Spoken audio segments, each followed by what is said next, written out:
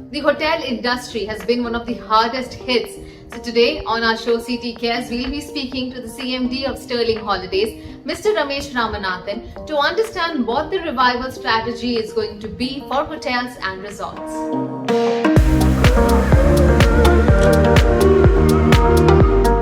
Hello, Mr. Ramanathan. So good to have you with us on CT Cares on Curly Tales.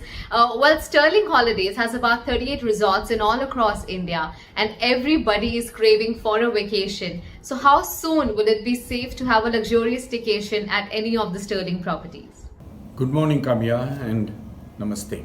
Thank you for having me on this show. It's a real pleasure to be here and to be talking about Sterling and the industry. As regards your first question, Sterling Resorts have been ready for quite some time. We had to, of course, go through a lot of changes in terms of our service to incorporate the new hygiene and sanitation protocol, but we have been ready.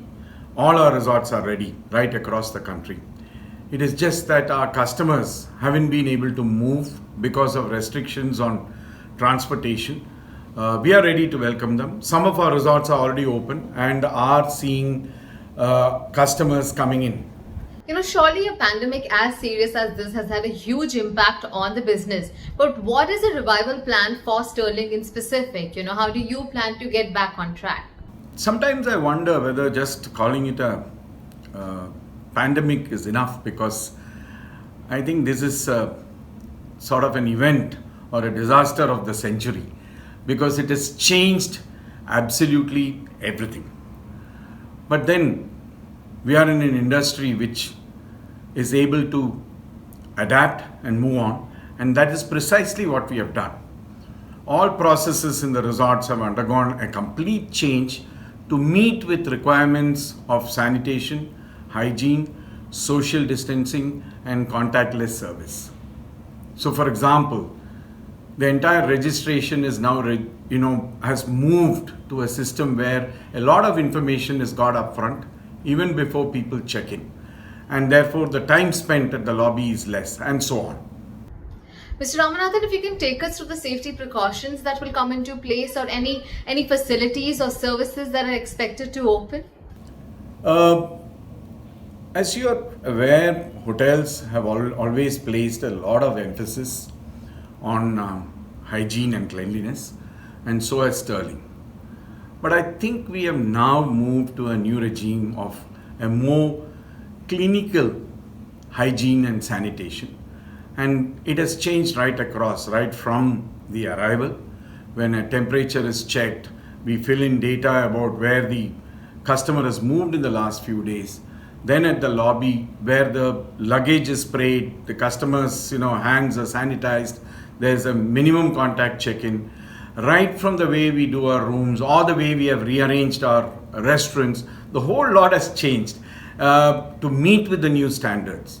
Of course, having said this, there are some facilities which will not be open to customers for some more time, such as the swimming pool, the spa, and of course, in our case, the holiday activities, which was one of the key components of Sterling.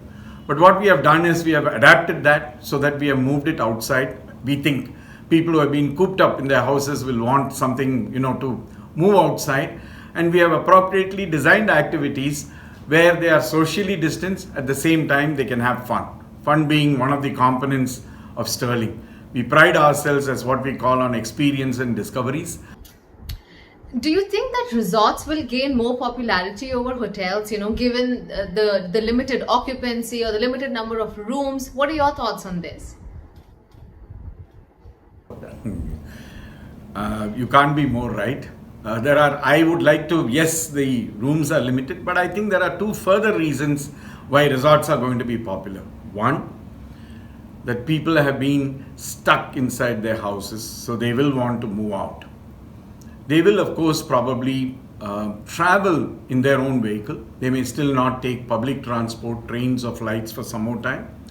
So there will be a need to go out into the open, to experience nature, to see a few others, if not, interact with them. But the second thing is, I think, is far more important. While films have resulted in people seeing it on, OTT and other platforms. Thank God, holidays are still not digitized. You still have to go to a resort to take a holiday. And we are very happy and thankful about that.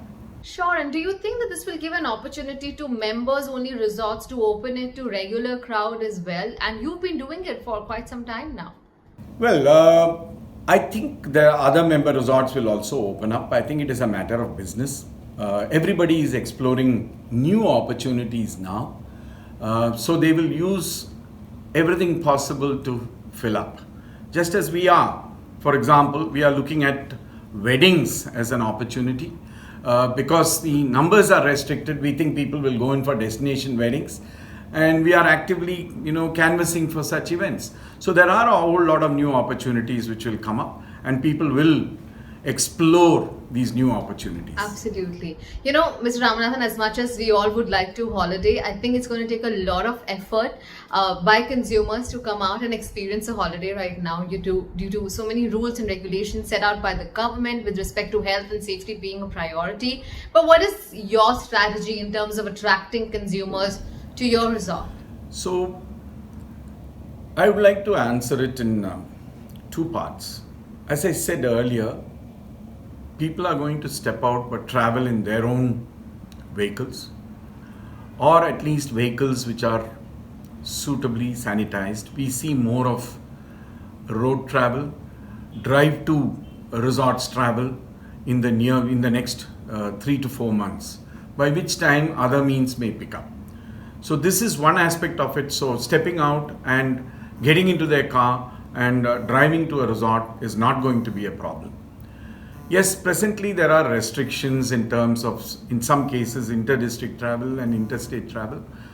I think progressively these will become better, and therefore people should be free to travel. Of course, once they come into the resort, they have nothing to worry, because as I said, we have an entirely new program. We call it Sterling Cares in association with Apollo Clinics, and this will totally take care of their holiday. In fact, if anything, they can remove any worry about safety and hygiene from their minds. It is also believed that domestic tourism, short trips as well as staycation is going to take the lead and will help the crushed Indian tourism industry to revive. What are your thoughts on this? I have to agree with it 100%. I think what is going to happen is, once we get out of this over the next 2 to 3 months, people will actually end up taking more vacations. They may take shorter vacations, but I think they'll take multiple vacations. And that is going to see a revival of the industry through domestic tourism. And the other one is, of course, staycations, which is a new concept that is also going to build up occupancies and the business across hotels and resorts. Well, I'm sure we're going to see a new normal of travel, but talking of the future of the industry, what do you think is going to be, the trends or travel patterns or behavior that the industry is expecting to see? If you can share some insights. I think what has come to stay is probably the heightened levels of hygiene and some amount of social distancing. But having said that, I think things are going to be far more stringent till such time that a vaccine comes out into the market. But once the vaccine comes out, I think a lot of it will get relaxed and people will go on. It may not go back to what it was earlier. Certainly there will be heightened, sanitation, cleanliness levels. But I think the business will by and large regain to what it was. Maybe early next year is what I expect, especially with respect to holidays. Before we let you go, Mr. Ramanathan, would like to know, what do you think the hospitality industry needs to be prepared for? We have adapted our product to the Indian consumer and have changed as we come along. For example, in the last 12 to 18 months, we have very extensively done work on all the locations that we are in to introduce a whole range of experiences and discoveries. These are what customers would normally not be exposed to. Something to do with the place. It could be the folklore, it could be the heritage, it could be the food, cuisine, language, whatever. And we have done this very successfully. And I think that is what is going to stand in good stead, because I think the market is splitting into several groups. Instead of just a plain holiday, vanilla holiday, there are special interest groups which are developing. And I think this will be the future of the industry. Thank you, Kamya. Thank you very much once again for having me on this show. Thank you.